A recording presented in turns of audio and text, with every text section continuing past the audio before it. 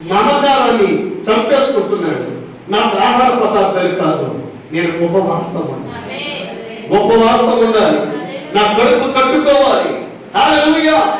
ఎందుకంటే ఈ ఆహార పదార్థాల కంటే, ఇదిగో ఈ సుఖ సౌకర్యాల కంటే నాకు అత్యంత ప్రాధాన్యత కలిగిన అంశం ఏమిటంటే, నేను నా ప్రజ తిరిగి యెరూషలేముకి వెళ్ళాలి, అక్కడ ప్రభువుని ఆరాధన చేయాలి, అక్కడ ప్రభువుని స్తుతించాలి, మళ్ళా ఆలయం కట్టబడాలి, దేవుని ప్రజలకు ఒక భరోసా ఉండాలి, దేవుని ప్రజలకు ఒక దిక్కు దొరకాలి. హల్లెలూయా. అదేనా సొలొమోను చేసిన ప్రార్థన? అవునా కదా? ప్రభువా, నీ ప్రజలు ఈ ప్రపంచం యొక్క నలుదిక్కుల ఎక్కడ ఉన్నప్పటికీ, ఏ పరిస్థితిలో ఉన్నప్పటికీ వారు యెరూషలేము తట్టు తిరిగి ప్రార్థన చేస్తే వారి ప్రార్థన ఆలకించగా వారి పాపాలు క్షమించు నాయనా, వారి రోగాన్ని స్వస్థపరచు, వారి దేశాన్ని స్వస్థపరచు, వారి పైన వర్షము కురిపించు, వారికి విత్తన ఫల సమృద్ధిని దయచేయి. హల్లెలూయా. వారికి కావలసిన ఆహారాన్ని దయచేయి, వారి బిడ్డలను బాగు చేయి. యెరూషలేమే లేకపోతే, ఆలయమే లేకపోతే ఎక్కడ ప్రార్థన చేస్తారు? హల్లెలూయా. యెరూషలేము పాడుగా ఉన్నది కదా, శిథిలావస్థలో ఉన్నది కదా, ఇప్పుడు మీరు తిరిగి వెళ్తేనే ఆలయం కట్టబడుతుంది. హల్లెలూయా. కోరెషు పరిపాలన కాలంలో వారు తిరిగి యెరూషలేముకి వెళ్ళారు, ఆలయాన్ని కట్టుకున్నారు. Oh glory. హల్లెలూయా. ప్రియమైన దేవుని బిడ్డలారా, ప్రార్థన ఎవరు చేస్తున్నారు? దేని కోసం చేస్తున్నాడు? విమోచన కోసం, విమోచన కోసం. అవునా? ఇప్పుడు మన ప్రవక్త గ్రంథాన్ని చదివితే మనము మన ఇంటికి వెళ్ళే సమయము ఆసన్నమైనదని మనము గ్రహించి మన ప్రజల కోసము పరిచర్యలో పాల్గొంపులు పొందలేకపోయినా, ఆరాధనకు రాలేకపోయినా, ప్రభువా బిడ్డలు క్షమించయ్యా, బిడ్డలు పులికొల్పోయా, బిడ్డలు రేపునాయా, అయ్యా మేము వెళుతున్నాం, యాత్ర చేస్తున్నాం, మాతో పాటు యాత్రలో ఈ బిడ్డలు ఉండాలి ప్రభువా. ఏ ఒక్కరిని కోల్పోవటం నాకు ఇష్టం లేదు ప్రభువా, ఏ ఒక్కరిని విడిచిపెట్టవద్ద నాకు ఇష్టం లేదు ప్రభువా. మోషే అంటున్నాడు, ఒక్క డెక్కైనా విడవకూడదు, ఒక్క డెక్కైనా విడవకూడదు. ఓ మీరు వెళ్ళి ఆరాధన చేసి రండి. వాళ్ళు అంటున్నాడు, పురుషులారా మీరు వెళ్ళండి, లేవు మా భార్యలు, మా పిల్లలు, మా పశువులు, మా సమస్తము, మా వశీకరణలు కనపడాలి.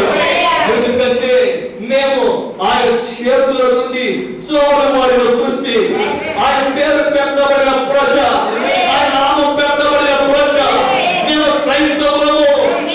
ఈ ప్రతి మీద, ఈ ప్రతి కుటుంబము దేవుని పేరు బట్టి పిలువబడుతుంది. అవునా? హల్లెలూయా. మేము ఎక్కడ ఉండాలి, ఎక్కడ కనబడాలి?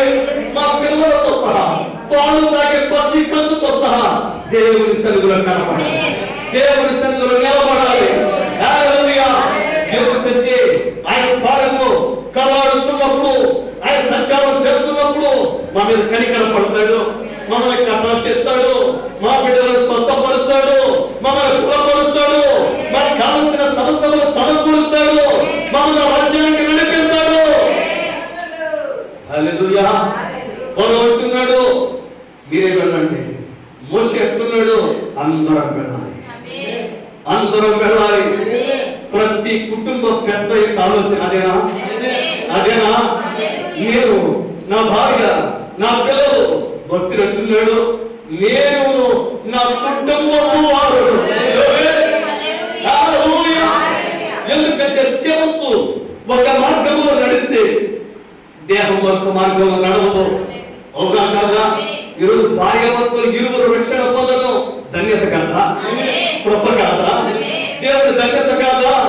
ఇరువురు కలిసి సమ్మతిస్తూ, ఆ పరమ తండ్రితో సమ్మతిస్తూ, ఆ పరమ తండ్రి అడుగు జాడలో నడుస్తూ, అమ్మా మోకరిద్దాం తల్లి, ప్రార్థన చేద్దాం, మన పరమ తండ్రిని వేడుకుందాం, మనకున్నటువంటి లోటును ఆయనే తీరుస్తాడు అని ప్రార్థన చేయగలిగే భర్త ఉండటం ఎంత ధన్యత, ఎంత కృప. ఎంత డబ్బు సంపాదించి ఆ బీరువాలో పెట్టుకున్న ప్రియమైన దేవుని బిడ్డ డబ్బు అక్కరకు రాదు. తెలుసా మీకు? హల్లెలూయా. డబ్బు అక్కరకు రాదండి. That the most useless thing. అదేంటండి? అది పనికి మారిందా? డబ్బు పనికి మారిందా? నేను చెబుతున్నది పనికి మారిందే.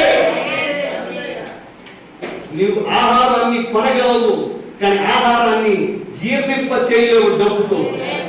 గుర్తుపెట్టుకో, దేవుడిచ్చిన వ్యవస్థ పని చేస్తేనే, ఆ కృప చేత పని చేస్తే అది జీర్ణమవుతుంది. హల్లెలూయా. పేరు చెప్పను కానీ మన దేశంలో ఆర్థిక మంత్రిగా, భారతదేశ ఆర్థిక మంత్రికి ఒక ఆయన పనిచేశారు. భారతదేశానికి ఆర్థిక మంత్రి ఆయన ఒక పేరు వస్తున్న లాయర్ కూడా. ఆహారం అరక్క బేరియాట్రిక్ సర్జరీ అంటారు దాన్ని. అంటే ఈ జీర్ణ వ్యవస్థని ఆ పొట్టని కుట్టించుకున్నాడు ఆయన. పొట్టని పైన లోపల కుట్టి దానికి రబ్బర్ బ్యాండ్ వేసేది. ఎక్కువ తినేస్తానేమో, షుగర్ వచ్చేస్తుందేమో, బీపీ వచ్చేస్తుందేమో, ఆరోగ్యంగా ఉండాలి, ఈ సకల అనారోగ్యాలకి మూలం ఎక్కువగా తింటమే. కాబట్టి తెలివితేటలతో బేరియాట్రిక్ సర్జరీ చేయించుకున్నారు ఆయన. ఈ జీర్ణాశయాన్ని పైన పక్కన మూసి రబ్బర్ బ్యాండ్ వేసేది. అనతి కాలంలోనే మరణించారు. దేవుడు సృష్టితో ఎవరు ఆటలాడరు. అర్థమవుతుందా? ఆయన ఆర్థిక మంత్రి అంటే భారతదేశ సంపద మొత్తం ఆయన చేతిలోని. ఆయన పలానా షేర్లో పెట్టుబడి పెట్టి ఆ కంపెనీ ఒక్కసారి ఒక చిన్న మాట చెప్తే ఆ పైకి వచ్చిందని కొన్ని లక్షల కోట్లు వస్తాయి అతనికి. కానీ తినడానికి, జీర్ణించుకోవడానికి, ఆరోగ్యంగా ఉండటానికి ఎవరు అనుమతి కావాలి? అందుకే దేవుడు స్వరూపం చేత రాయించాడు అన్నమాట. ప్రపంచంలో ఎవరి చేత రాయించాలి? ఆయన సెలవు లేక భోజనం చేసి సంతోషించుట ఎవరికి సాధ్యం? హల్లెలూయా. అవునా? ఎవరి స్వరూపం? ప్రసంగి గ్రంథం చదవండి, ఎంత బ్యూటిఫుల్ గా ఉంటుందో. ఆయన అన్నాడు, సకల ఫలవృక్షముల తోట నేను కలిగి ఉన్నా. ఈ భూమి మీద ఎన్ని ఫలవృక్షాలు ఉన్నాయి సొలొమోనుకు. ఈ భూమి మీద అతను బ్రతికినట్టుగా ఎవరు బ్రతకగల? కానీ అతను అంటున్న మాట్లాడు తెలుసా? సమస్తం వ్యర్థమే, సమస్తం వ్యర్థమే. ఈ సూర్యుని కింద జరుగుతున్న సమస్తం వ్యర్థమే. హల్లెలూయా. డబ్బు అక్కరకు రాదు. గుర్రముల బలము రోజులకు అక్కరకు రాదు. సైనికుల బలము రోజులకు అక్కరకు రాదు. అక్కరకు వచ్చేది యెహోవా మాత్రమే. ఆపత్కాలమున నమ్ముకొనదగిన సహాయకుడు. ఆపత్కాలమున he is the very present help in time of trouble. ఆపత్కాలము నీకు ప్రెజెంట్ హెల్ప్ అంటే ఎప్పుడు నీ పక్కనే ఉండి సహాయం చేసేవాడు. ఎప్పుడు నీ పక్కనే ఉండి నీకు సహాయం చేసేవాడు. ఎవరైనా ప్రభువుని యేసు డబ్బు కరోనా రాకుండా ఆపగలిగిందా? చెప్పాలి. డాక్టర్స్ మరణించారు, దేశాధినేతలు మరణించారు, వీళ్ళు దేవుని మీద కోట్లాగా పడగలెత్తిన వాళ్ళు మరణించారు. కానీ ఈ రోజు ఈ చిన్న వధువు సజీవంగా ఉందంటే ప్రభు కృప కదా, దేవుని కృప కదా. మరి ఈ రోజు మనం దేన్ని అర్పించాలి? దేనికోసం కేక పెట్టాలి? ఆయన కృప కోసం కదా. అందుకే జకరియా గ్రంథంలో జనులు కేకలు వేస్తున్నారు. దేనికోసం? కృప కలుగునుగా, కృప కలుగునుగా, కృప కలుగునుగా. అప్పుడే తలరాయి వస్తుంది. ఆయన కృపామయుడు కదా, ఆయన ఆశ్చర్యకరమైన కృప కలిగిన వాడుగా, ఆయన అద్భుతమైన కృప కలిగిన వాడు. అవునా? అసలు ఆశ్చర్యకరమైన కృప ఏంటి? మట్టి పురుగుని మహిమ స్వరూపిగా మార్చడం ఎంతకన్నా కృప కావాలి? అవునా? హల్లెలూయా. అందుకు దాన్ని ఏం చేస్తున్నాడు? ఉపవాసం అండి. ఏం చేస్తున్నాడండి? ఉపవాసం అండి. ఉపవాసం ఉంటే ఎందుకు చేయాలి? మౌన ప్రార్థన చేయొచ్చుగా. అందులో ఆయన దేవుడికి 3 సార్లు ప్రార్థన చేసే వ్యక్తి. హల్లెలూయా. చాలా మంది ఏమనుకుంటారంటే మేము ముమ్మారు ప్రార్థన చేస్తున్నాం. ఉదయం 9 గంటలకు, మధ్యాహ్నం 12 గంటలకు, తర్వాత 3 గంటలకు ముమ్మారు ప్రార్థన చేస్తున్నాం. దానిలో ప్రార్థన చేస్తున్నాం. దేవునికి 7 మార్లు దానిలో ప్రార్థన చేస్తున్నాం. ఇంకా ఉపవాసంతో పనేంటి? ఉపవాసంతో పని. ఉపవాస ప్రార్థన చేయాలా? మరి దానిలో ఉపవాస ప్రార్థన చేసేటంటే పిచ్చోడే చేశాడా? చెప్పాలి. విడుదల ఆసనమైంది. విడుదల ఆసనమైంది. ఇంటికి వెళ్ళే సమయం ఆసనమైంది. హల్లెలూయా. అర్థమవుతుందా? ఉపవాసం అనగా దేవుని నివాసానికి దగ్గర అవుతావు. హల్లెలూయా. ఈ భూమి మీద నువ్వు దేవుని నివాసానికి దగ్గర అయ్యే కొలది ఆ నివాసానికి దగ్గర అవుతున్నావు. అర్థమవుతుందా? ఏకీభవించు కదా? వింటున్నారా?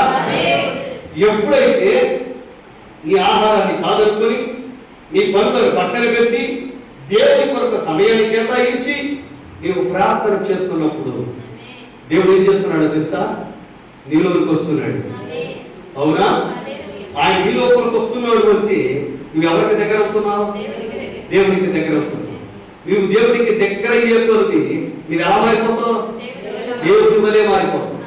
హల్లెలూయా. అందుకే ఒక మహానుభావుడు ఒక మాట చెప్పారు, ఒక పరిశుద్ధుడు, నీవు దేవునికి దూరం అయ్యే కొలది ఎంత పెద్ద పాపమైన చిన్న పాపలా కనిపిస్తుంది. నీవు దేవునికి దగ్గర అయ్యే కొలది చిన్న పాపం కూడా చాలా పెద్ద పాపంలా కనిపిస్తుంది. హల్లెలూయా. పాపము విశ్వాసిని ప్రార్థన చేయకుండా ఆపుతుంది. పాపము విశ్వాసిని ప్రార్థన చేయకుండా ఆపుతుంది. హల్లెలూయా. ప్రార్థన విశ్వాసిని పాపము చేయకుండా ఆపుతుంది. నేను కన్ఫ్యూజ్ చేయలేదు, కథగానే చెప్పారా? హల్లెలూయా. పాపము విశ్వాసిని ప్రార్థన చేయకుండా ఆపుతుంది. హల్లెలూయా. ప్రార్థన విశ్వాసిని పాపము చేయకుండా ఆపుతుంది. మరి ఏది కావాలి ఇప్పుడు? పాపమా ప్రార్థన? హల్లెలూయా. ఎవరికి మేమేం పాపాలు చేస్తున్నాం? ప్రార్థన చేయకుండా పాపం. దాని వల్ల చూపించాల్సిన పని లేదు. సమయంలో ఎవరున్నాడు? ప్రవక్త, నేను ప్రార్థన చేయకపోతే పాపము చేసిన వాడు. ఎవరున్నాడు?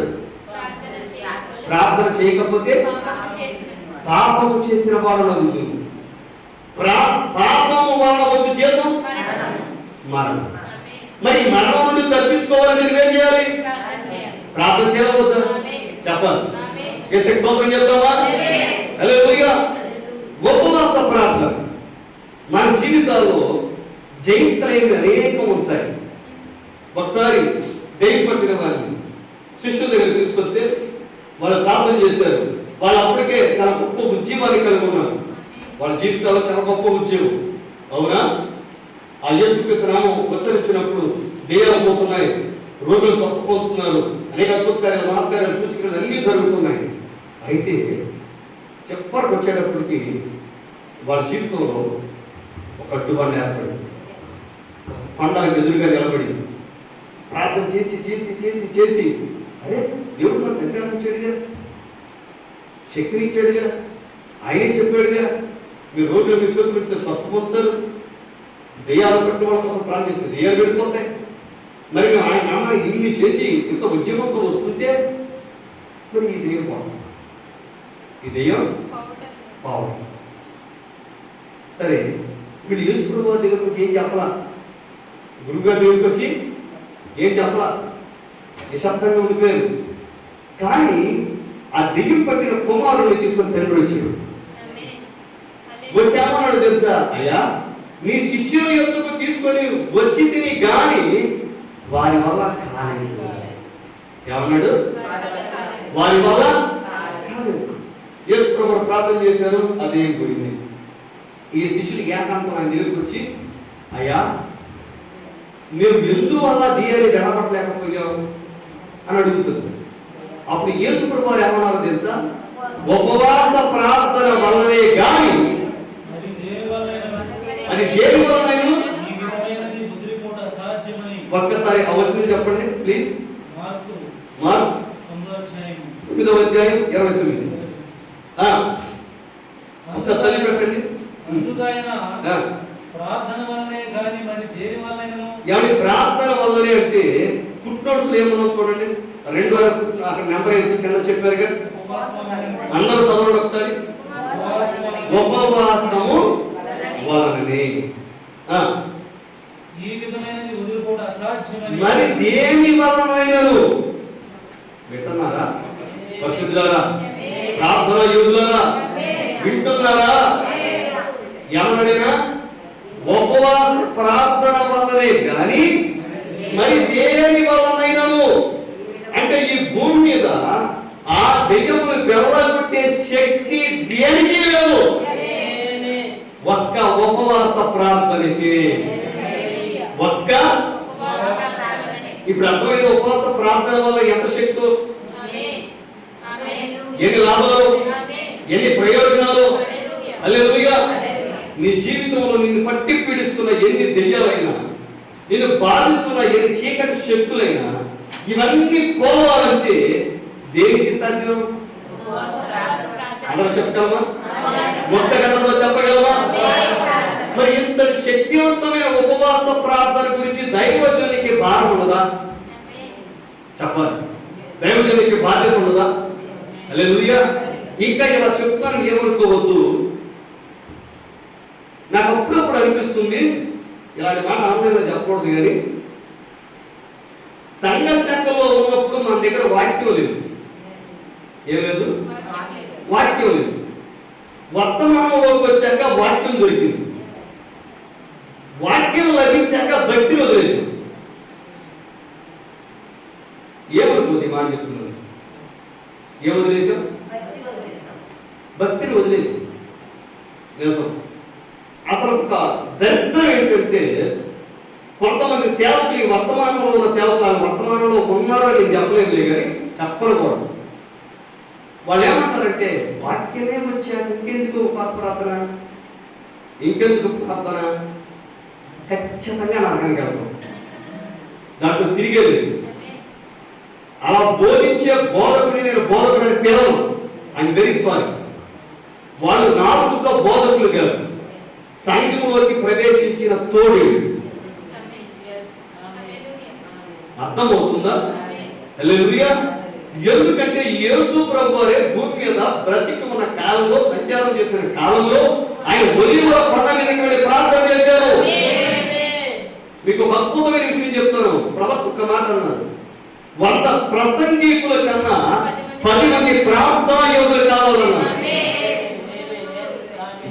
ఇప్పుడు చెప్పండి, ప్రసంగం చేయాలంటేనే ప్రార్థన కావాలి. హల్లెలూయా. అవునా? ఆయన పాదాల మీద పడి కన్నీరు కాస్తే, ఏడ్చి ప్రార్థన చేస్తే, ప్రతి శనివారం ఉపవాసం ఉండి వారంలో మధ్యలో కనీసం ఒక పూర్ణమైన ఉపవాసం ఉండే ప్రార్థన చేస్తాడు దైవజనుడు. హల్లెలూయా. ఎందుకంటే ప్రభువా, నా బలం కాదయ్యా నీ బలం, నా శక్తి కాదయ్యా నీ శక్తి, నా జ్ఞానం కాదయ్యా నీ జ్ఞానం. ఎందుకంటే సంఘానికి అందించబడవలసిన జ్ఞానం మానవ జ్ఞానం కాదు, దైవిక జ్ఞానం. మానవ ఆలోచన కాదు, దైవిక ఆలోచన.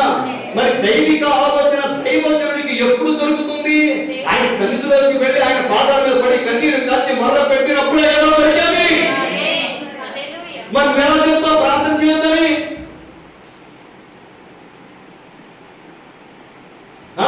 ఎలా చెప్తావు ప్రార్థన చేయొద్దని? మరి ఒక సోదరుడు పాస్టర్ గారు ఫోన్ చేసి నాకు, అయ్యా నేను ఉపవాస పొడికలు పెడుతున్నానని ఈ చుట్టుపక్కల చేరారు. ఇలాంటి మాట మాట్లాడకూడదు కానీ సంఘానికి చెందేవారు కట్టు రగిలిపోదు. బైబిల్ ఒక మాట ఉంది, అప్పటి వరకు అతడు ఒక వంతే నరకపోతుడు, ఒక వంతే వీళ్ళకు దొరికాక రెండింత నరకపోతుడు అవుతున్నాడు. అప్పటి వరకు కొద్ది గొప్ప ప్రార్థన చేసేవాడు, ఎప్పుడైతే పాస్టర్లకు దొరికారు, తోటలకు దొరికారు, మన ప్రార్థన ఎందుకు? మొరపెట్టనేలా మాట్లాడన్నాడు దేవుడు. ఏమన్నాడు? మొరపెట్టనేలా మాట్లాడు అన్నాడు దేవుడు. ఆహా, ఎవరితో అన్నాడు ఆయన? మోషేతో. మరి మోషేతో ఎందుకు అన్నాడు? మోషే ఆ యొక్క మండుచున్న పొదలో అగ్ని స్తంభాన్ని కలుసుకున్నాడు. నువ్వు కలుసుకున్నావా? నువ్వు కలుసుకున్నావా? మరి కలుసుకోకుండా నీకు దేవుడు అని చెప్తాడు మొరపెట్టనేలా మాట్లాడని. హల్లెలూయా. ప్రతి దైవజనుడు వేదిక మీదకి వచ్చే ముందు అతను ఆ మండుచున్న పొద యొక్క అనుభవాన్ని కలిగి ఉంటేనే ప్రసంగం చేయడానికి అవును. మరి మండుచున్న పొద అనుభవాన్ని కలిగినటువంటి ప్రతి దైవజనుడే మోకరించి ఉపవాసం ఉండి కన్నీరు గచ్చి విలపిస్తూ రోధిస్తూ దుఃఖిస్తూ ప్రార్థన చేస్తుంటే మరి విశ్వాసి ప్రార్థన చేయాలి వద్దా? చెప్పాలి. హల్లెలూయా. మరి ప్రార్థన వలనే కానీ మరి దేని వలన అంటే ప్రపంచంలో అత్యంత శక్తివంతమైనది ఏంటి? ఉపవాస ప్రార్థన. గుర్తుపెట్టుకో, ప్రపంచంలో అత్యంత శక్తివంతమైనది ఉపవాస ప్రార్థన. అలా చెప్తానా? ఉపవాస ప్రార్థన. మీ ఇంట్లో ఉదయాన్నే ప్రార్థన చేశారండి, మధ్యాహ్నం చేశారండి, రాత్రికి చేశారండి, ఓకే, నువ్వు చేయాలి కాబట్టి చేస్తావు అంతే. దాంట్లో తిరిగి ఎవరి చేత నీకోసం నువ్వు చేసుకుంటున్నావు. హల్లెలూయా. కానీ మీకు దైవముగా మార్చబడాలంటే ఖచ్చితంగా ఉపవాస ప్రార్థన కావాలి. ఖచ్చితంగా. మరలా చెప్తున్నాను, ఏమంటే నెలకు ఒక్కసారి ఉపవాస ప్రార్థన నువ్వు చేయలేకపోతే పరలోక రాజ్యానికి వెళ్ళి ఇంకేం చేస్తావు? అక్కడికి దేవుడిని తీసుకుని ఏం చేసుకోవాలి? నిన్ను పరలోక రాజ్యాన్ని తీసుకుని అంటాడు. హల్లెలూయా. నీవు ఇక్కడ పనికొచ్చే పాత్రగా ఉంటే, ప్రయోజనకరమైన పాత్రగా ఉంటే, దేవుని పిలుపుకు లోబడితే, దేవుని పిలుపుకు స్పందించగలిగితే పరలోక రాజ్యంలో నీకేదైనా పని అప్పగించగలడు. ఇక్కడే దైవజనుల ద్వారా దేవుడు ఒక పిలిపిస్తే స్పందించలేనప్పుడు, అంత అనుకోవడంగా ప్రణాళికలు సిద్ధం చేసుకోలేనప్పుడు, అందుకు తగ్గట్టుగా నీకు సిద్ధపాటు లేనప్పుడు పరలోక రాజ్యానికి ఏం చేస్తాం? అవునా? ఈ భూమి మీద దేవుడు నేను ఏం చేస్తున్నాడు? సిద్ధపరుస్తున్నాడా? చెప్పాలి. ఎందుకని పరలోక రాజ్యానికి ఒక పని ఉందా? పరలోక రాజ్యానికి వెళ్ళి అక్కడికి వెళ్ళి కూర్చొని మనం ఎన్నాళ్ళు తింటున్నా తాగటం కొనుక్కోవటం చేద్దాం. అదేమవుతుందో ప్రపంచాన్ని పరిపాలన చేయాలి. పని ఉందా మనకి? ఉందా లేదా? మరి అక్కడ పని ఉన్నప్పుడు ఆ పనిని నెరవేర్చడానికి, ఆ పనిని చేయటికే ఈ భూమి మీద దేవుడు నీకు తగిన శిక్షణ ఇస్తున్నాడు. ఎక్కడ ఇస్తున్నాడు ఆ శిక్షణ? మోకాళ్ళ పైన. మోకాళ్ళ విశ్వవిద్యాలయంలో. అర్థమవుతుందా? నియోలజీ. ఈ మోకాళ్ళ శాస్త్రం మనం నేర్చుకోవాలి. మోకాళ్ళు ఎంత నలుపుతూ ఉంటాయో జీవితం అంతా తెలుపుతుంది. ఏంటి అలసిపోయారా? ఏకీభవించండి మరి. శుభ్రంగా ఏకీభవించండి. హల్లెలూయా. ప్రార్థన వలనే కానీ, అనగా ఉపవాస ప్రార్థన వలనే. మరి దేని వలనైనను ఈ విధమైనది వదిలిపోవుట అసాధ్యం. మరి అసాధ్యాన్ని సుసాధ్యం చేసింది అది ఉపవాస ప్రార్థనేగా. హల్లెలూయా. అంటే ఉపవాస ప్రార్థన చేస్తే నీ జీవితంలో సమస్తాన్ని పొందుకోగలవు. పొందుకోగలవా? మనం ఇతరుల కొరకు ప్రార్థన చేస్తాం, మంచిది. మరి మన కోసం మనం ఎప్పుడు చేసుకుంటున్నాం? మన కోసం మనం ఎప్పుడు చేసుకుంటాం? ఇతరుల కొరకు ప్రార్థన చేయాలి, అది విజ్ఞాపన. మరి మన కొరకు మనం చేసుకునేది ప్రార్థన. మన జీవితంలో కేవలం విజ్ఞాపనే కాదు, ప్రార్థన కూడా ఉండాలి. అర్థం కావట్లేదా? హల్లెలూయా. ఇతరుల పరలోక రాజ్యానికి వెళ్ళాలని ప్రార్థన చేయాలి, వాళ్ళ కోసం పొడబడాలి. అదే సమయంలో నిన్ను నీవు సిద్ధపరచుకోవాలి. అందుకే అపోస్తలుడు పౌలు అంటున్నాడు, నేను అనేకులకు బోధించిన తర్వాత భ్రష్టుడు నేను పోవునేమో అని నన్ను నేను నల్లగా కొట్టుకుంటున్నాను. ఏం చేస్తున్నాడు అంటే ఇతరుల కొరకు ప్రార్థన చేసావు, మంచిది. మరి నీ కోసం నువ్వు ఎప్పుడు చేసుకుంటావు? నీ కుటుంబం కోసం నువ్వు ఎప్పుడు చేసుకుంటావు? దేవుని సన్నిధికి ఎప్పుడు వస్తావు? ఎప్పుడు ఉపవాసం ఉండగలుగుతావు? ఎప్పుడు ప్రార్థన చేయగలుగుతావు? హల్లెలూయా. ఇతను ఏం చేస్తున్నాడు? ఉపవాసం ఉండి ఏం చేస్తున్నాడు? చెప్పాలి. ఏం చేస్తున్నాడు? ఇతను కేవలం ప్రార్థనే చేస్తున్నాడా? ప్రార్థన విజ్ఞాపన. ప్రార్థనలో దానియేలు కోసం, విజ్ఞాపనేమో ఇశ్రాయేలు ప్రజల కోసం చేస్తున్నాడా?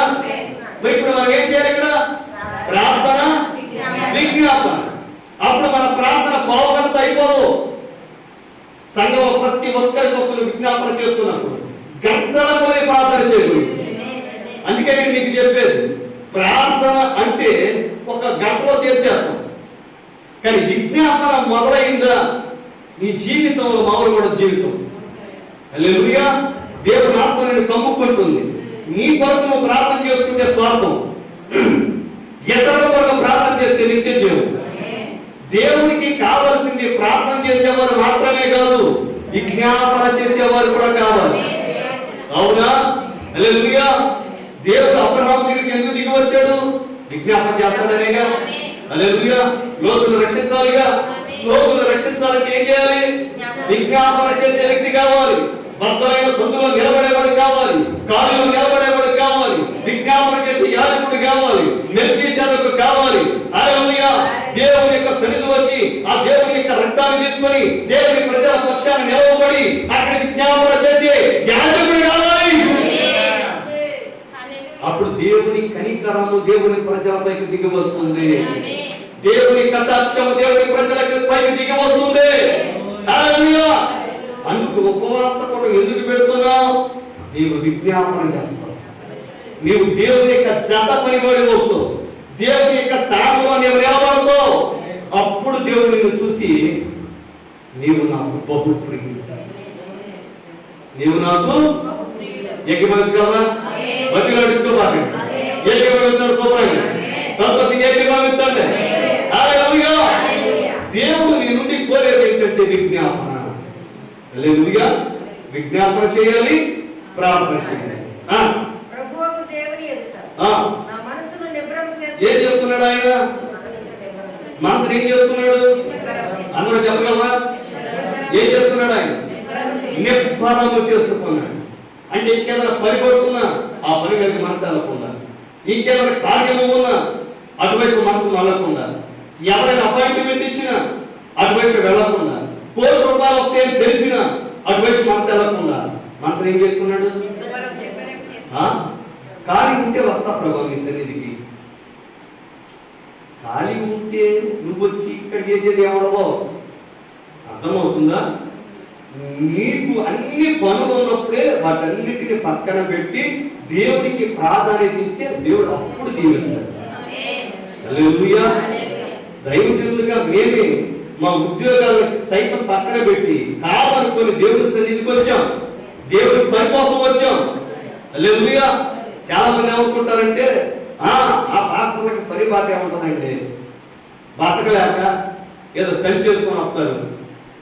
అందుకే నేను చెప్తున్నా, పాస్టర్ వచ్చింది బ్రతుకు తెరువు కోసం కాదు, బ్రతికించడానికి వచ్చాడు. రోడ్డు మీద పడి ₹4 సంపాదించడం చేత కాక ఇదిగో ఈ బైబిల్ పట్టుకొని రాలా. అర్థమవుతుందా? హల్లెలూయా. రోడ్డు ఎక్కితే అందరి వలె అవసరమైతే ఒక 10 మంది కంటే 100 మంది కంటే ₹1 ఎక్స్ట్రానే సంపాదించగలిగిన శక్తి సామర్థ్యాలు సొంతమైనప్పటికీ సమస్తాన్ని పక్కన పెట్టుకొని బ్రతికించాలి దేవుని ప్రజలు. దేవుని సన్నిధికి నడిపించాలి, పరలోకానికి నడిపించాలి అని ₹1,000 లక్షల హోదా ఆస్తి అంతస్తు సమస్తాన్ని పక్కన పెట్టి ఈ బైబిల్ పట్టుకొని ముందుకు వచ్చింది బ్రతికించడానికి, దేవుని ప్రజల్ని దేవుని రాజ్యానికి నడిపించడానికి. హల్లెలూయా. అర్థమవుతుందా? కాబట్టి దైవజనుని పిలుపుని మీరు తప్పుగా అంచనా వేయకండి. ఉపవాస ప్రార్థన అంటే ఖచ్చితంగా ఆ రోజు ఉపవాస ప్రార్థన మనకు కనపడాల్సిందే. ఎన్ని పనులు ఉన్నా సరే, మన ప్రాణం పోతున్నా సరే దేవుని సన్నిధిలో కనపడాల్సిందే, దేవుని సన్నిధిలో నిలబడాల్సిందే. నీవే రాకపోతే అవస్థ. నేను ప్రేమించాడు చేస్తాగా, నీ స్థానంలో నిలబడ్డాడు కదా. హల్లెలూయా. నీవు నీ పాపముల కొరకైన వెల చెల్లించలేక ఆ దిక్కు తోచని స్థితిలో, అత్యంత ధైర్య స్థితిలో నరక పాత్రుడిగా నిలబడ్డప్పుడు ఆయన దిగి వచ్చి, నా బిడ్డ నీవు కాదు, నేను నీ స్థానంలో నిలబడతా, నీ కొరకైన ఆ పాపముల కొరకైన వెలని నేను చెల్లిస్తాను. ఆకాశానికి భూమికి మధ్యలో దిగంబరిగా వేలాడిన వాడు యేసయ్య. ఆయన ప్రేమను అర్థం చేసుకుంటే ఆయన సన్నిధికి రాకుండా ఉండగలమా? చెప్పాలి. ఆయన నీ పట్ల చూపిన ప్రేమ, నీ పట్ల చూపిన కృప, నీ పట్ల చూపిన కనికరము నీకు సంపూర్ణంగా అర్థమైతే దేవుడు ఇదిగో ఈ వేదిక మీదకి దిగి వస్తున్నాడని తెలిసి ఉన్నప్పుడు నీ ఇంట్లో ఉండగలవా? నీ వల్ల అవుతుందా? దైవజనుడే వేదిక మీదకి ఎక్కుతున్నాడంటే ఆ వేదికపై ఎవరు వస్తున్నారు? దేవుడికి వస్తున్నాడు. దేవుడు తన ప్రజలతో మాట్లాడటానికి, తన ప్రజలు సరిచేయటకు, తన ప్రజలతో సహవాసం చేయటకు ఆయన దిగి వస్తుంటే మన ఇంట్లో ఎలా ఉండగలం? చెప్పాలి. మనం చూడడానికి ఒక సీఎం గారు మనం సందర్శించడానికి, మనకేదైనా పథకం మంజూరు చేయటకు, మనకేదైనా గృహాన్ని మంజూరు చేయటకు ఒక సీఎం గారు వస్తున్నారంటే ఆ వస్తే వస్తాడు, పోతే పోతాడని మనం ఇంట్లో ఉంటామా? చెప్పాలి. మరి అతన్ని మించిన వాడిగా మన యేసయ్య, ఈ విశాల విశ్వానికి యజమానిగా, నీ హృదయపు అభిమానిగా, నీకేదో చేయాలని ఆశపడుతున్నాడుగా, నీకేదో పర్వత రాజ్యానికి తీసుకుని వెళ్ళాలని ఆరాధన పడుతున్నాడుగా, దాంతో కలిగి ఉన్నాడుగా. మరి ఆ తపనంతో కోసి వెళ్తే ఆయన వర్షం కలిగిన దేవుడిగా, పౌరుషం కలిగిన దేవుడిగా, హల్లెలూయా, వర్షం కలిగిన దేవుడు కాదా? పౌరుషం కలిగిన దేవుడు కాదా? నీవు ఆయన నీకు అపాయింట్మెంట్ ఇస్తే ఆ అపాయింట్మెంట్ నీవు రాకపోతే ఎలా ఉంటుంది? ఉపవాసం పడమంటే ఏంటో కాదు, దేవుడు నిన్ను కలుసుకోవడానికి నీకు ఇచ్చే అపాయింట్మెంట్. డాక్టర్ గారు నీకు అపాయింట్మెంట్ ఇస్తే గంట ముందే ఉంటావు అక్కడ. ఎందుకని? డాక్టర్ గారు ముందుకు వస్తారు, నా వ్యాధి తగ్గిపోద్ది. కానీ ఉచితంగా ఇస్తానంటే మనకు లోపు సులకన. అవునా? చెప్పాలి. అదే డాక్టర్ గారి దగ్గరికి వెళ్ళి 100 కిలోమీటర్ల ప్రయాణం చేసి అక్కడ లైన్ లో కూర్చొని చేపలు కలుపుకుంటే ఆయన ఇచ్చే మందులు పనికొస్తాయో తెలీదు, అవి రేపు పనిచేస్తాయో తెలీదు. వాటి కోసం మాత్రం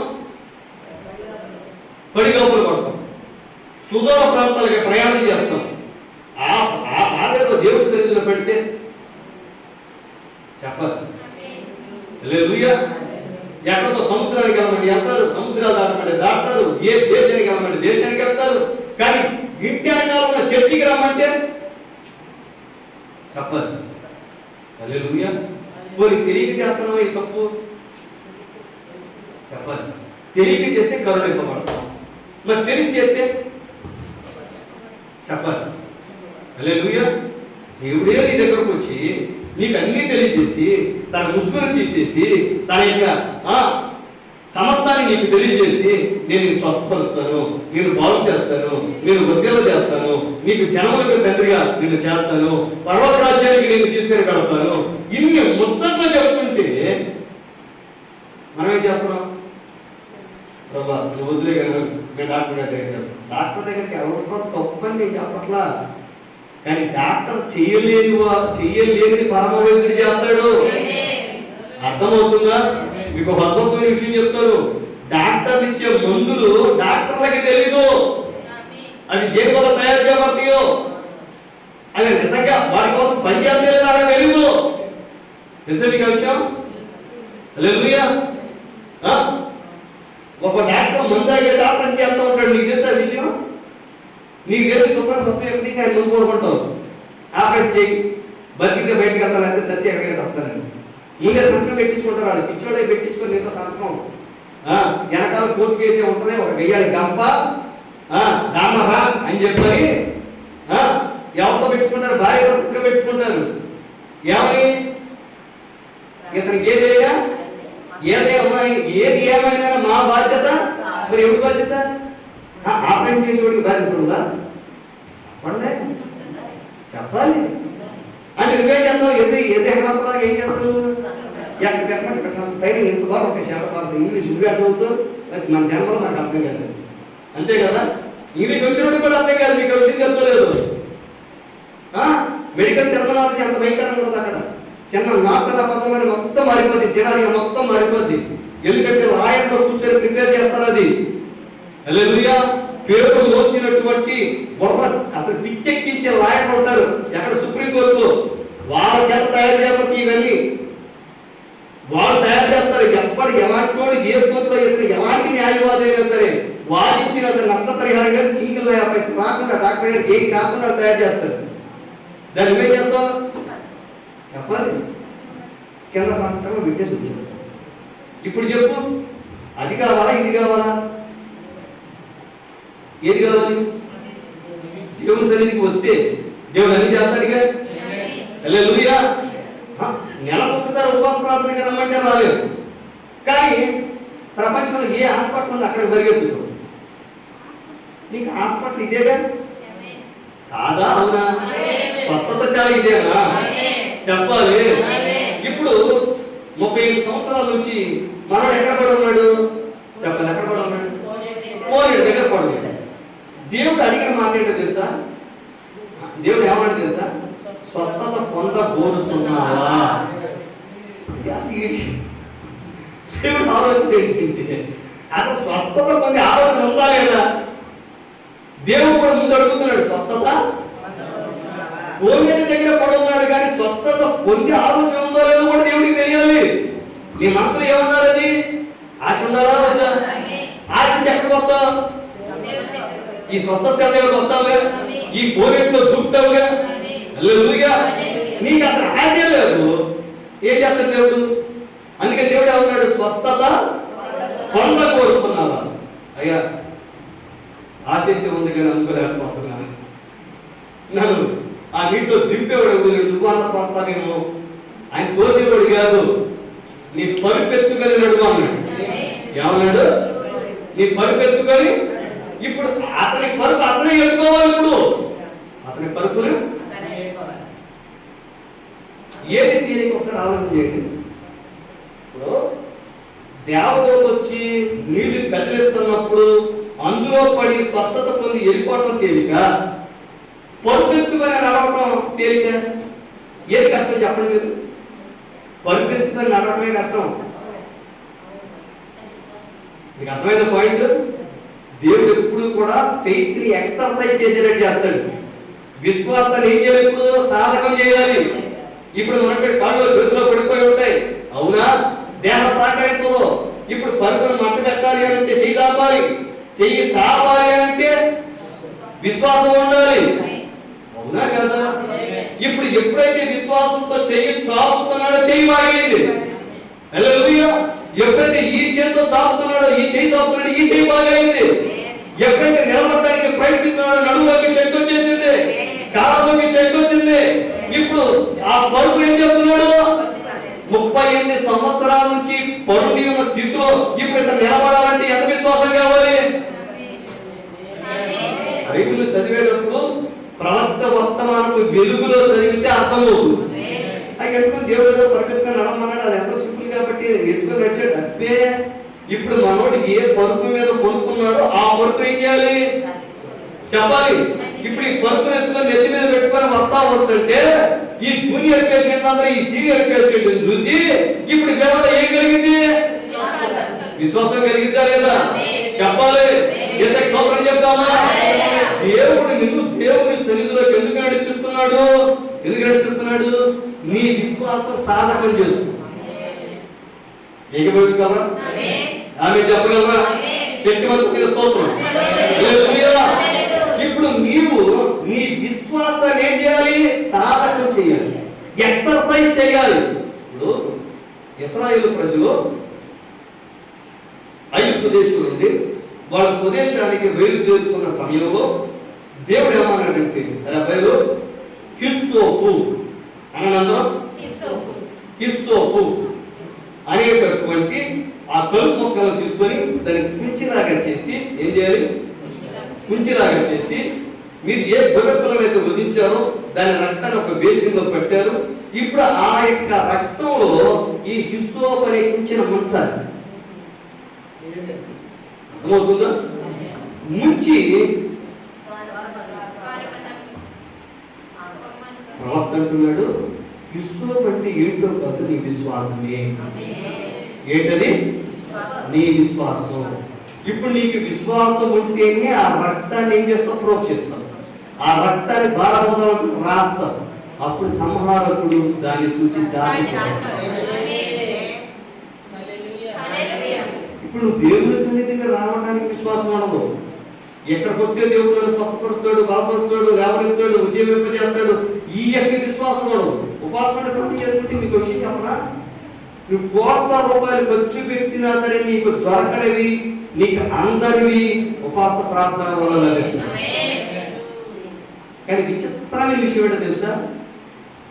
4 అడుగులు వేయలేవు కానీ 400 కిలోమీటర్ల దూరం ప్రయాణం చేస్తున్నాం.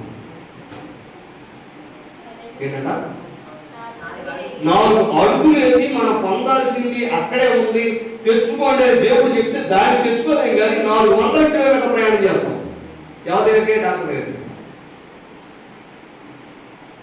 ఒకసారి పిలవండి మా అబ్బాయిని, డాక్టర్ గారి దగ్గర తీసుకెళ్ళాను.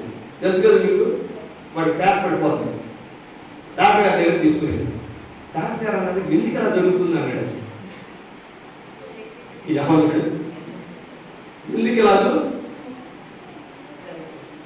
జరుగుతుంది అన్నాడు డాక్టర్ గారు. నాకు ఆశ్చర్యం వేసింది. మా వాడు అన్నాడు బయటకు వచ్చాక, డాడీ మనకు అర్థం కట్టలేదు ఏం దగ్గర కూర్చోడు, ఏం మనల్ని ఏమని అడుగుతున్నాడు, ఎలా ఎందుకు జరుగుతుందని అడుగుతున్నాడు. మరి ఏం దగ్గర కూర్చొని ప్రయోజనం ఏంటని అడిగాడు మా వాడు. అరే ఇప్పుడు నీకు దీనివల్ల ఏం అర్థమైందిరా? ఆయన వల్ల అవుతుందని అర్థమైంది. హల్లెలూయా. అంటే పాస పడిపోకుండా ఆపగలిగిన స్పెక్టర్ని దాన్ని టైట్ చేసేవాడు ఎవరు? దేవుడే కదా. అది లూజ్ అయితే టైట్ చేసేవాడు ఏ డాక్టర్ లేడు భూమి మీద. అర్థం అవుతుందా? నువ్వు ఇంట్లో నుంచి దొడ్లోకి వెళ్ళే వరకు నీ యొక్క మూత్రాన్ని మలాన్ని పట్టి ఉంచగలిగే వ్యవస్థని ఏర్పాటు చేసినాడు దేవుడు. అది లూజ్ అయితే దాన్ని టైట్ చేసేవాడు ఎవరు? స్తోత్రం చెప్తామా? హల్లెలూయా. మనం అనుకుంటాం వైద్యుల వల్ల, వైద్యుల దగ్గరికి ఇద్దరు ఏది కాదు. ఆ టాబ్లెట్ పని చేయాలన్నా దేవుడు కోరుకోండి, గుర్తుపెట్టు. కాబట్టి ఎవరి దగ్గర రావాలి? పరమ వైద్యుడి దగ్గర. దేవుడు చెప్తాడు, చూపిస్తాడు, అన్ని చేస్తాడు. మనకి ఎన్ని చెప్పినా ఎన్ని చేసినా ఒక రకమైన నిర్లిప్తత. ఏంటిది? మన పాపులని నేను అనట్లేదు. ఏంటిది? ఒక రకమైన నిర్లిప్తత. వచ్చినప్పుడు అవుతుందిలే, దేవుడు వచ్చినప్పుడు ఎత్తండి. 38 సంవత్సరాలు అలాగే గడిచిపోయింది. ఎన్ని సంవత్సరాలు? Kind information. ఎన్ని సంవత్సరాలు? 38 సంవత్సరాలు అలాగే గడిచిపోయింది. 38 సంవత్సరాలు ఒక వ్యాధితో ఒక వ్యక్తి కోనేటి దగ్గర పడున్నాడంటే అతను బతుకు ఏమైపోయింది? జీవితం సగం అయిపోయిందా? చెప్పాలి. హల్లెలూయా. అదే ముందే మేల్కొని ఉంటే చెప్పాలి. ఆ మేల్కొలుపు కోసమే దేవుడు మనతో మాట్లాడుతాడు. ఆ మేల్కొలుపు కోసమే దేవుడి దగ్గరకు రమ్మంటున్నాడు. రమ్మంటున్నాడు యేసు. ఎక్కడ రమ్మంటున్నాడు? దేవుడి సన్నిధి. ఉపవాస ప్రార్థన. ఉపవాస ప్రార్థన చేస్తే దేవుడు నీకు జీవితంలో సమస్తాన్ని అనుగ్రహిస్తాడు. దేవుడి రాకడ కొరకు నిన్ను సిద్ధపరుస్తాడు. హల్లెలూయా. ఇప్పుడు మనం దేవుడు రాకడ అయిపోయే ఉపవాసం ఉంటే ఎంతబట్టి అయిపోయిన తర్వాత ఉపవాసం ఉన్నాం ఎలా ఉంటాయి? ఎప్పుడు ఏది చేయాలో అదే చేయాలి. ఆమేన్. ఇప్పుడు నువ్వు ఉపవసించే సమయం ఇది, ఉపవాస ప్రార్థన చేసే సమయం ఇది. అందుకే యోవేలు గ్రంథంలో అంటున్నాడు ఆయన, ఇప్పుడైనను. ఏమన్నాడు ఆయన? ఇప్పుడైనను మీరు ఉపవాసం ఉండి చేద్దామా? ఉపవాస ప్రార్థన చేద్దామా? ఉపవాస ప్రార్థన వల్ల ఏమి దొరుకుతుందంటే అసాధ్యమైనది సాధ్యమవుతుంది. డాక్టర్లకు అసాధ్యం, నీ జీవితంలో నీకు అసాధ్యం, ప్రతి ఒక్కరికి అసాధ్యం. కానీ అసాధ్యమైనది సుసాధ్యం చేస్తాం. అవునా? విడుదల లభిస్తుంది, విమోచన కలుగుతుంది, రక్షణ లభిస్తుంది, ఉద్యమం కలుగుతుంది, అభిషేకం పొందుకుంటాం, దేవుని రాకడ కొరకు సిద్ధపడతాం. ఎప్పుడు ఆయన వచ్చినా ఎంత పడటానికి సంపూర్ణంగా సిద్ధపూర్ణ స్థితిలోనే ఉంటాం. అంతకన్నా మనకి ఇంటికి కావాలి? అంతకన్నా మనకి ఏం కావాలండి? ఇప్పుడు డబ్బు సంపాదిస్తాం, ఇంట్లో పెట్టుకుంటాం, పొరుపు తెచ్చుకుంటాం, కానీ నిద్ర పట్టాలంటే చెప్పాలి. వాహనం కొనుక్కుంటాం, ఒక 10 లక్షలు పెట్టి కారు కొంటాం. చాలా విచిత్రంగా అనిపిస్తే నాకు ఏంటంటే యాక్సిడెంట్ కనీసం కారు కొన్నాక 10 సంవత్సరాల కావు ఎక్కువగా కారు కొన్న రోజే అవుతుంది. మళ్ళీ పెద్ద ఆయన కారు కొనుక్కోనంట, పూజ చేయించుకుందాం వెళ్ళాడంట. నేను ఎగతాళిగా చెప్పట్లా, పూజ చేయించుకుందామని వెళ్తుంటే పాపం పూజారి గారు ఏమన్నారంటే, సార్ రండి సార్ అన్నారంట. అని చెప్పని కొంచెం ముందుకు రండి అనగానే పాపం మనవాడికి కొత్త బ్రేక్ మీద కాలు పట్టుకుపోయి యాక్సిలేటర్ అనేది నొక్కాడండి గట్టిగా. ఏమైంది బాబాయ్ గారు? డ్రైవ్ హల్లెలూయా. ఏమైంది అప్పుడు? ఎదురు పూజారి గారు ఉంటారా? మీ పాయింట్ అర్థం కాలేదు. బ్రేక్ మీద నొక్కాల్సింది స్పీడ్ని పెంచేటటువంటి దాన్ని యాక్సిలేటర్ మీద గట్టిగా నొక్కాడండి. ఇప్పుడు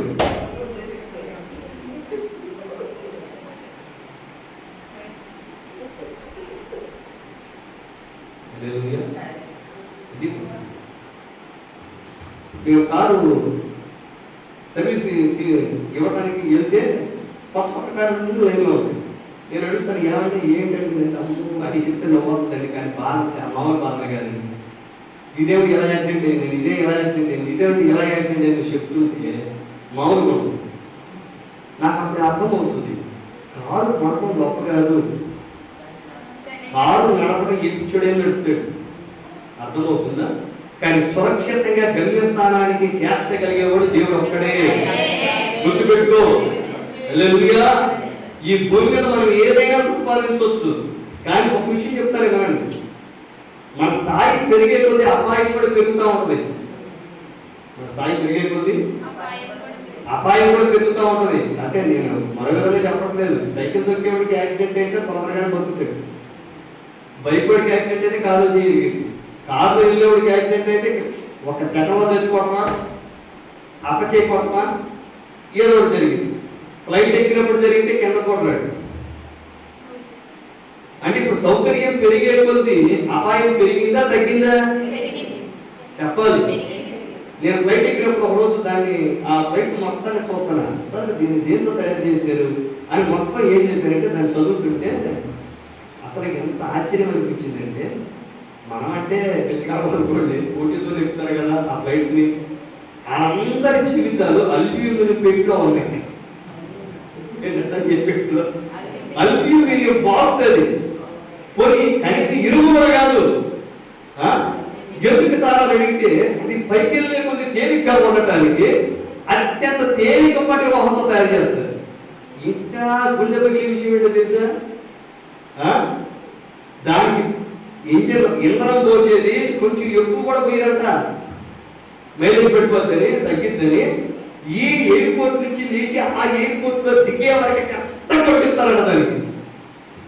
ఇప్పుడు చెప్పండి ఏమైనా తేడా వస్తే? అంటే మనిషికి సౌకర్యం పెరిగే కొద్ది డబ్బు పెరిగే కొద్ది ఏం పెరుగుతుంది? అంటే మనిషి ఎదిగే కొద్ది ఏమవ్వాలి చెప్పాలి. అలా చెప్పలేదా? దేవుడి దగ్గర ఏమవ్వాలి? కారులో కూర్చొని గర్వించకూడదు, ఫ్లైట్ ఎక్కి రెచ్చిపోకూడదు. హల్లెలూయా. ప్రభువా నన్ను క్షేమంగా ఇంటికి చేర్చాను, నీవు మాత్రమే చేర్చగలవు. హల్లెలూయా. సైకిల్ ఎక్కేవాడు ఎట్లా మాట్లాడినా పర్లా, బైకులో వెళ్ళేవాడు పర్లా, కానీ కారు ఎక్కిన తర్వాత విమానం ఎక్కాక ఇప్పుడు ప్రపంచంలో అత్యంత ధనవంతుడు జెఫ్ బెజోస్ అంతరిక్ష ప్రయాణం చేయబోతున్నాడు. కానీ డబ్బు కాపాడు, డబ్బు కాపాడు, దేవుడే కాపాడు. దేవుడే తిరిగి తీసుకొని రావాలి. అర్థమవుతుందా? మరి ఆయన కృప పొందాలంటే, ఆయన కటాక్షం పొందాలంటే, మనకు సమస్తము సమకూడాలంటే ప్రార్థన, ఉపవాస ప్రార్థన చేద్దామా? చేద్దామా? ఏమండి నెలకు ఒక్కసారి ఉపవాస ప్రార్థనకే మనం అక్కలేకపోతే మన భక్తిని దేంతో కావచ్చు? ఏ మట్టపు గుండేసి, ఏ శేషపు గుండేసి చెప్పాలి, ఏ మీటర్ పెట్టుకోవచ్చు? ఆలోచించండి ఒకసారి. రేపు దేవుడు పెట్టారు, మనం ఎలాంటి దయనీయ స్థితిలో ఉన్నాము, అత్యంత దయనీయ స్థితిలో ఉన్నాము. నిజం. అదే సంఘశాఖలు అక్కడ పాయింట్ దాకా వచ్చారు. అక్కడ 40 రోజులు ఉపవాస కూడి కంటే బిడ్డల పాపం వెళ్ళి షిఫ్ట్ కింద పొట్టు కింద అక్కడ ఇక్కడ కూర్చొని విపరీతంగా ప్రార్థన చేసే బిడ్డలు మనం చూస్తాం. అవునా కదా? వాక్యం తెలియనటువంటి వాడు అలా ప్రార్థన చేసుకుంటే, అన్నీ తెలిసి మనం పాపం చేస్తున్నామంటే ప్రార్థన చేయట్లేదు అంటే మనకి ఎంత కూడా వచ్చింది. ఒకసారి ఆలోచన చేయట్లేదు, దేవుని పెట్టాలి. హల్లెలూయా. తెలియక చేసేవాడికి కొంచెమే, కానీ తెలిసి చేస్తే ఎంత భయంకరమైన శిక్ష మనకి.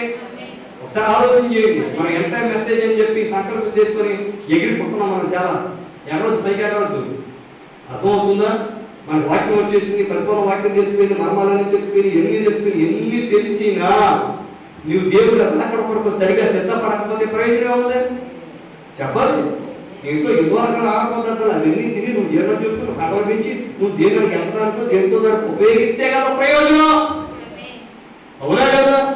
అవన్నీ తినేసి విత్తనాలు ఏమైపోతుంది జీవితం. ఏ హార్ట్ ప్రాబ్లం, ఏ ఇందులో షుగర్, బీపీ అన్నీ వచ్చేస్తాయి హాస్పిటల్. అంతే కదా? హల్లెలూయా. దాన్ని ఏం చేయాలి? మనం జీర్ణించుకోవాలి. ఏం చేయాలి? అవునా కదా? లేకపోతే ఏమైపోతాం? అనారోగ్యం పాలవుతాం. ఈ వర్తమానం కూడా ఏమైపోయిందంటే మనకి వ్యక్తం అయిపోయింది, ఎక్కువ వచ్చేసింది. అవునా కదా? ఈరోజు వాక్యం తినేసి వాక్యం తెలిసిపోయింది, మర్మాలు తెలిసి, ఈ మర్మాలు తెలిసి, ఈ మర్మాలు తెలుసు, ఆ మర్మాలు తెలుసు, ఈ మర్మాలు తెలుసు. మర్మాలు తెలుసుకుని ఏం చేస్తావు? అమలు చేయాలా వద్దా? నిజ జీవితాలు అమలు పరచాలా వద్దా? నువ్వు ఎంత ఎక్కువగా తెలుసుకుంటావో అంత ఎక్కువగా దేవునికి దగ్గర అవుతుంది. అంత ఎక్కువగా దేవునికి దగ్గర అవడం అంటే అంత ఎక్కువగా ఉపవాసం అంటారు, అంత ఎక్కువగా ప్రార్థన చేస్తావు. హల్లెలూయా. మన చెవుల్లో పెట్టుకుని వాక్యం అనొచ్చు, ప్రార్థన వాక్యం. నేను అదే చెప్తాను, ఎంత వాక్యం తెలుసుకుంటావో అంత వాక్యమయుల దేవునికి దగ్గర అవ్వాలి. అంతగా ఉపవాసం ఉండాలి, అంతగా ప్రార్థన చేయాలి, అంతగా దేవునికి దగ్గర అవ్వాలి. నేను ప్రధానమంత్రి ప్రార్థన చేస్తున్నాడు, మనం చేద్దా చెప్పాలి. మన ఉపవాసం ఉండాలా వద్దా? ప్రపంచానికి ప్రధానమంత్రి ఒక ప్రవక్త ఈ స్థితిలో ప్రార్థన చేస్తున్నాడు అంటే మనం ఎంత సిగ్గు తెలుసుకోవాలి, మనం ఎంత రోషం తెలుసుకోవాలి, ఎంత పౌరుషం తెలుసుకోవాలి, ఎంత ప్రార్థన చేయాలి మనం. హల్లెలూయా. మనకి ఏదైనా కొంచెం హేతువు దొరికితే చాలు. ఎన్నో ఉపవాస ప్రార్థన అంటే లాక్డౌన్ అండి. ఏంటంట లాక్డౌన్. మరి తెచ్చేసేటికి గేటు. హల్లెలూయా. మరి ఇప్పుడేంటి మన పరిస్థితి చెప్పాలి. ఏదో దొరకాలి, ఏదో కారణం దొరకాలి. నువ్వు దేవుని దగ్గర ఈరోజు ఎన్ని కారణాలను అడ్డుకట్టగలవు? ఒకరోజు కట్టలేదు.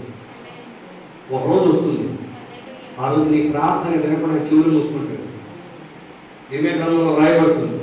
ఎందుకో తెలుసా? నేను కేక పెట్టినప్పుడు నువ్వు స్పందించరాదు, నీవు కేక పెడితే నేను స్పందించాలంటున్నాను. గుర్తుపెట్టుకో, ఆయన నీ కోసం దినగలవా చేతులు చాపి ఎదురు చూస్తున్నాడు. ఆయన చేతులు ఇప్పటికీ నువ్వు ఎన్ని సంవత్సరాలుగా భూమి మీద బ్రతుకున్నావో, నేను 42 సంవత్సరాలు 42 సంవత్సరాలుగా దేవుడు నా వైపు చేతులు చాపుకున్నాడు. అర్థమవుతుందా? ఆయన చేతులు ఎంతో నొప్పుడుతున్నాయి. అర్థమవుతుందా? హల్లెలూయా. ఒక వ్యక్తి వైపు ఆ చేతులు చాపి నిలబడి తెలుసు నీవు. మరి సర్వశక్తుడు నీ వైపు చేతులు చాపి నిలబడితే రా బిడ్డ, హక్కును చేర్చుకుంటాను రా, నా గోపులోకి నువ్వు మారాలి, నేను చెప్తాను రా అని ఎన్నడవ చేతులు చాపుతున్నాడు. నువ్వు రావు, ఒకరోజు పరిగెత్తుకుంటూ వస్తావు. అప్పటికి దేవుడి చేతులు వెనక్కి తీసేసాడు. అవుతా? ఆయన మూసేస్తే ఎవరో తెరవలేదు, ఆయన తెరిస్తే ఎవరో మూయలేదు. గుర్తుపెట్టు, ఆయన పిలిచినప్పుడు స్పందించు. అర్థం చేసుకోండి. తీవ్రతను చెప్పడానికి నా గుండె పగిలిపోతుంది. మేము దేవుడు పెట్టాలి. ఆవేదన అర్థం చేసుకోండి, పరిశుద్ధాత్మ ఆవేదన అర్థం చేసుకోండి. ఎందుకంటే ఎన్నిసార్లు గద్దించినను నేను తగ్గించుకోకపోతే ఎన్నిసార్లు గద్దించినను లోపడేవాడు హఠాత్తుగా. ఆ రోజు చెప్పొచ్చు, నేను వర్తమానంలో నేను పవిత్రంగా జీవించాను, పరిశుద్ధంగా జీవించాను, నేను కాలించాను, దర్శనం ఇవన్నీ నేను కాపాడలేవు. నీవు నీ దశభాగాన్ని ఎలా చూస్తావంటే, నేను ఇన్ని వేల రూపాయలు వేసాను, దేవుడు చూస్తాను, నేను నీకు ఇచ్చిన దాంట్లో 10% వేసాను, ఎక్కువ చేయబాకంటాడు దేవుడు. నేను నీకు ఇచ్చిన దాంట్లో 10% నువ్వు వేసావు, అది కూడా నీ స్వార్థం కోసం వేసావు. ఎందుకు వేసావు? నువ్వు వాక్యం వినాలి కాబట్టి. నీవు వింటున్న వాక్యం కోసం, నీవు పొందుతున్న పరిచయం కోసం వేసావు. అంతేగా వాక్యం వేయలేదు అంటాడు దేవుడు. అర్థమవుతుందా? హల్లెలూయా. చాలా మందికి దశభాగాన్ని అడ్డపేట పర్లోకానికి వెళ్ళిపోవాలనుకుంటున్నారేమో. అలా ఎప్పుడు ఆలోచించి దేవునిది కానిది ఏది మన దేవుడికి ఇవ్వలేదు. గుర్తుపెట్టుకో, దేవునిది కానిది ఏది దేవుడికి ఇవ్వలేవు. సమస్తం ఆయనదే, సమస్తం ఆయనది. కష్టపడటానికి నీకు శక్తిని ఇచ్చాడు, బలం ఇచ్చాడు, అది అన్ని ఇచ్చాడు దేవుడు. ఆ ఇచ్చిన దాంట్లో 10% తీసుకొచ్చి ఇచ్చాడు. ఆ దేవుడికి ఇచ్చావు. దేవుని మందిరములో ఆహారం ఉన్నట్లుగా. అవునా? మరి ఆహారం ఎవరి కోసం? నీ కోసం, నా కోసమా? అవునా? మరి నీ ఆహారం కోసం నీవు దశభాగం ఇచ్చి దేవుడి దగ్గరికి వెళ్ళి దశభాగం ఇచ్చాక 16 ఇవ్వబట్టే నాకు సెన్స్ అంటాడు దేవుడు. గుర్తుపెట్టుకో, నీవు దేవుడితో సహవాసం చేయాలి.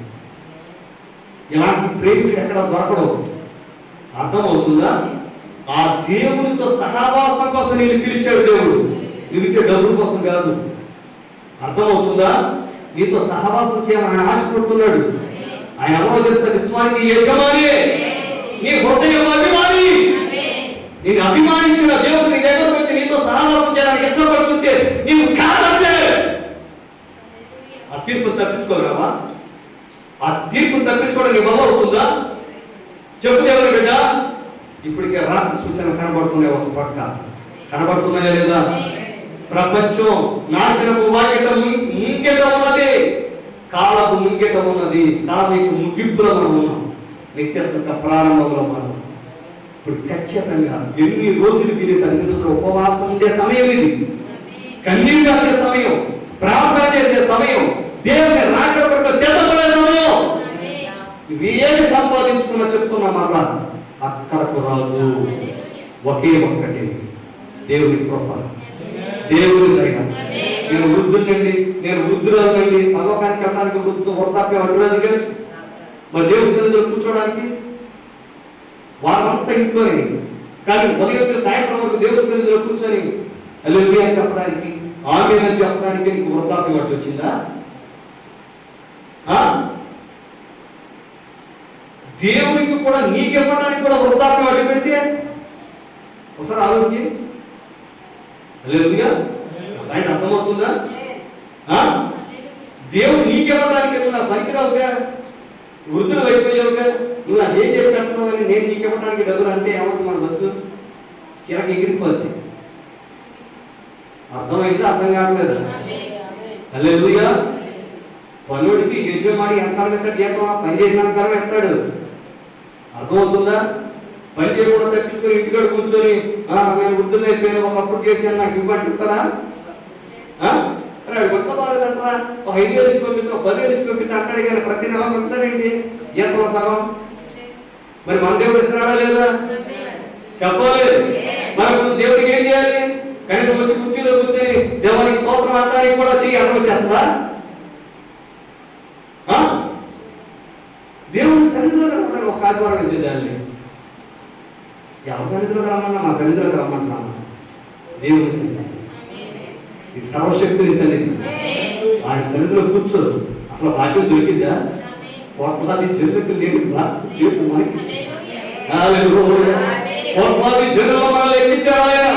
నరకానికి వెళ్ళి ఆయన నరకంలో మరి చాలా తెలివితేటలు ఎక్కువైపోయి మనకి ఏమంటే ఆ యొక్క అగ్నిగుణం ఎంతకాలం ఉంటుంది? అగ్నిగుణం ఎంతకాలం ఉంటుంది? అవి అగ్నిగుణం తాగేందుకు ఏళ్ళ పరిపాలన ఉందగా, ఉందా లేదా?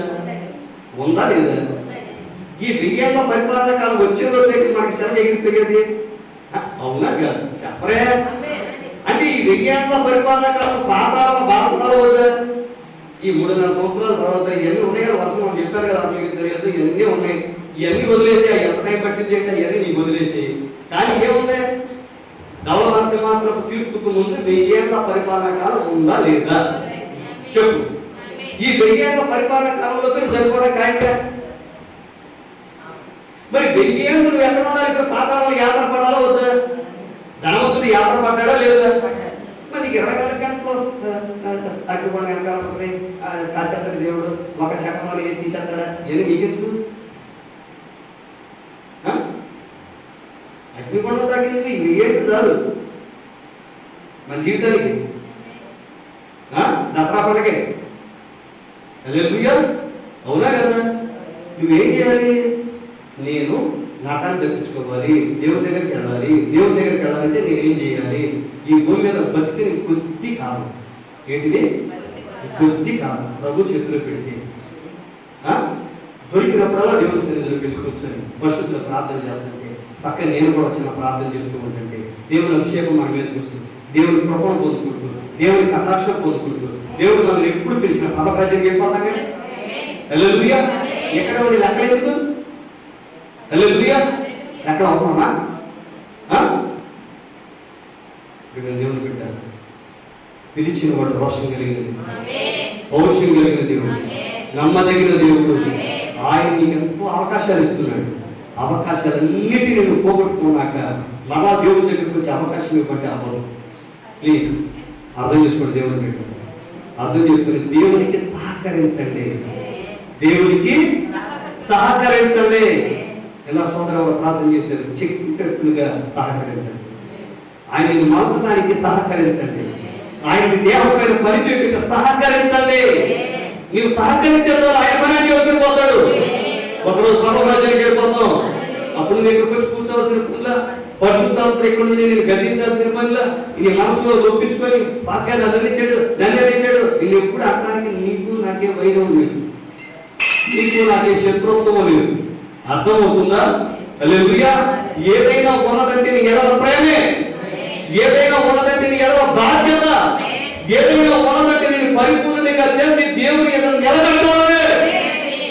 అంతకుమించి నువ్వెవరు నేనా నాకేం వైరం ఉంటుంది? అవునా?